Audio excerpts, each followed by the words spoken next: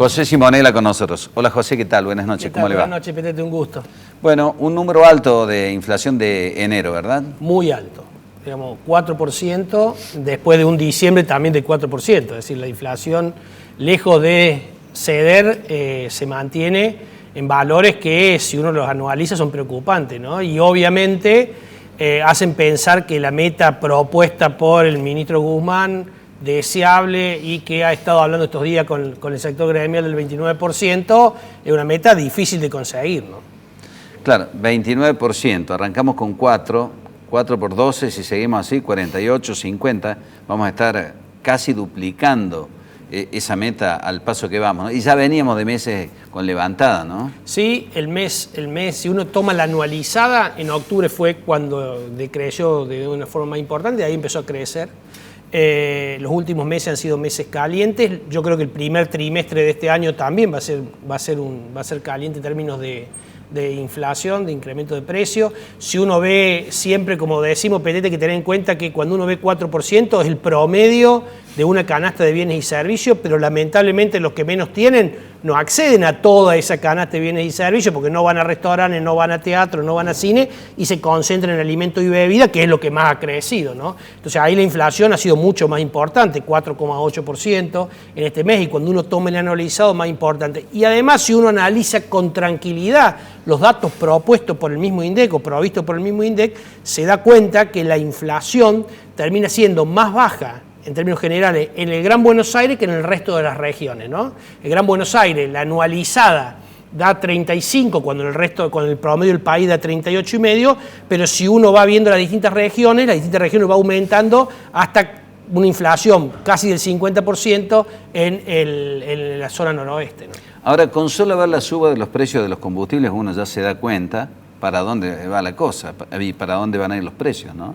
Seguro, los combustibles, bueno, han aumentado, no por razones del aumento del petróleo, sino como consecuencia en uno de los aumentos, el penúltimo por el aumento impositivo y el último como consecuencia del aumento del componente biodiesel. Pero la verdad es que el combustible le termina pegando a todos los bienes porque entra en la logística de toda la logística. Y más el gasoil, digamos que en lugar de aumentar 1 como la nafta, en la última vez aumentó 1,9. Lo que le está pasando al gobierno es que le está siendo muy difícil contener los precios relativos, la distorsión que va trayendo la inflación cada vez le va desacomodando más, le va atrasando mucho tarifa y por otro lado se les va escapando otros bienes como los bienes, digamos, y los servicios comienzan a recuperar, porque vos recordarás que como consecuencia de la pandemia y fundamentalmente de la cuarentena había muchos servicios que no estaban prestando y por ende no variaban de precio. Pero a partir que comenzó la actividad comenzaron a aumentar de precio a punto tal que en este último aumento los servicios y los bienes aumentan casi lo mismo, 4,2 los bienes, 3,8 servicios, es decir, comienza a acercarse a servicios. Si vos te fijas, lo que más ha aumentado en enero fueron los servicios. ¿Es lógico que el gobierno le achaque los aumentos de precio al campo? Claro que no, porque cuando uno primero no le achacaba el campo, pero fundamentalmente a la cadena del maíz y del trigo, digamos, ¿no? Y en realidad cuando uno ve la incidencia que tiene en el producto final el productor agropecuario, digamos, el precio que cobra el productor agropecuario es muy baja. Es más, ayer lo terminó reconociendo en la reunión con el sector agropecuario. Por supuesto que la más relevante de todo es los impuestos, pero dejemos de lado los impuestos, Petete, que digamos, supongamos que no lo podemos disminuir, que yo creo que si lo que queremos es que la mesa de los argentinos sea accesible, podría repensarse algunos impuestos, fundamentalmente nacionales, provinciales y municipales. Pero dejemos de lado el tema impositivo, digo, la logística, el transporte, son mucho más importantes y toda la cadena industrial y de intermediarios comerciales es más relevante que lo del campo, ¿no? Si uno se fija, el gobierno le achacaba fundamentalmente, como te decía, al maíz y al trigo. Cuando uno analiza la variación anual del trigo y del maíz, de las harinas y demás, está alrededor del 20 y pico %. Y de la fruta está el 70 y pico, y de la carne está el 60 y pico, y de la verdura está el 60 y pico, y de la vestimenta está el 60 y pico. En definitiva, cuando uno ve la leche en los últimos 12 meses subió menos del 20%, la leche y sus derivados, esto está en el informe de INDEC, ¿no? Las harinas, los derivados del trigo subieron 20 y pico % y todo el resto es 60%. Entonces me parece que es tratar de buscar un culpable fuera del gobierno cuando en realidad lo dijo el propio ministro Guzmán anoche en un programa periodístico, la emisión es la gran responsable de la inflación y la emisión la realiza el gobierno para poder cubrir la brecha entre el gasto y los ingresos que tienen, ¿no? Como consecuencia no solamente de los gastos de la pandemia, digamos que se han incrementado obviamente por razones, digamos, extraordinarias, si querés llamarle PTT, pero sino que el gasto normal y habitual del gobierno supera los ingresos. Y ese déficit se financia en gran parte con emisión monetaria porque no hay mercado interno que lo pueda soportar. José, a su criterio, ¿qué grado de manejo tiene Guzmán de la economía?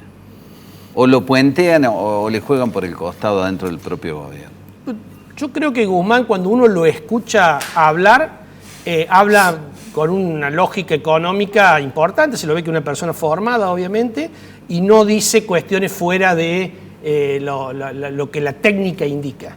Ahora, por ahí trata de justificar algunas posiciones del gobierno que lo obligan a estar en una situación medio incómoda. Daría la impresión que si Guzmán pudiera llevar tuviera la iniciativa, presentaría un plan.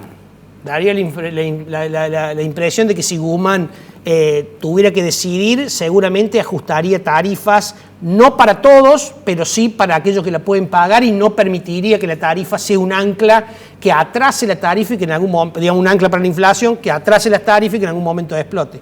Lo que sí tiene muy claro Guzmán es que en Argentina el valor del dólar es fundamental y hay que tranquilizarlo. Eso lo tiene muy claro y para eso está dispuesto a hacer todos los esfuerzos necesarios. Y entiende que esos esfuerzos vienen por el lado de la emisión monetaria, que hay que tratar de reducirla.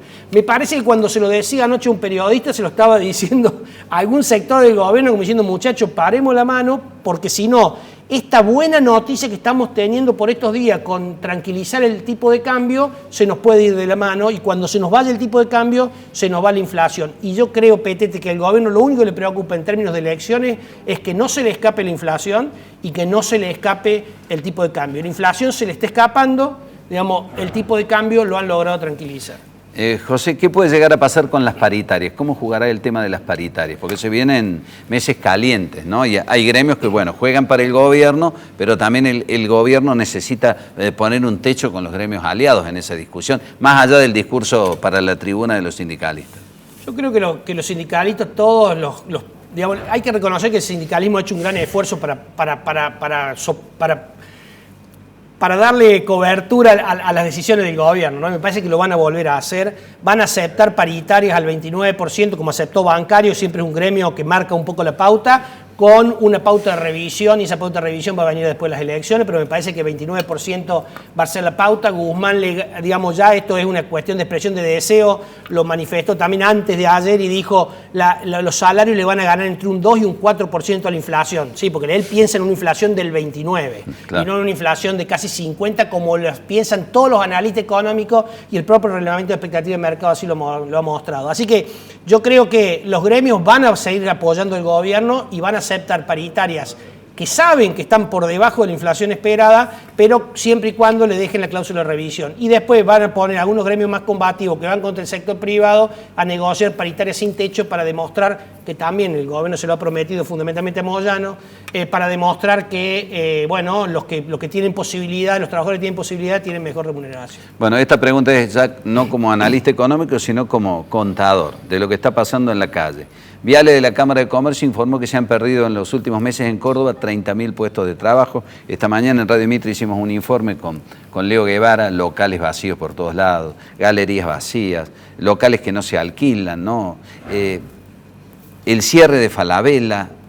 ¿Qué es lo que se está viendo en la calle? ¿Qué es lo que se aprecia en la calle? Bueno, mucha preocupación.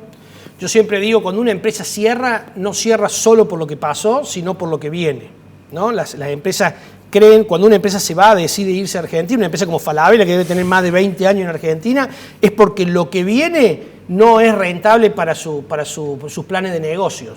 O por lo general tienen que, digamos, había un empresario que decía, Argentina genera el 10% de los problemas a una multinacional y el 1% de los ingresos. Digo, esa relación a muchas veces a las empresas, fundamentalmente a las multinacionales, no le termina cerrando.